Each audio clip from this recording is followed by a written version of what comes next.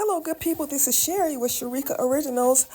A few weeks ago, I put this 16 pair of earring blanks on my website, and I had offered it for $25 for 16 pairs of blanks. All you needed to do was put the ear hooks on them or whatever, however you wanted to design them.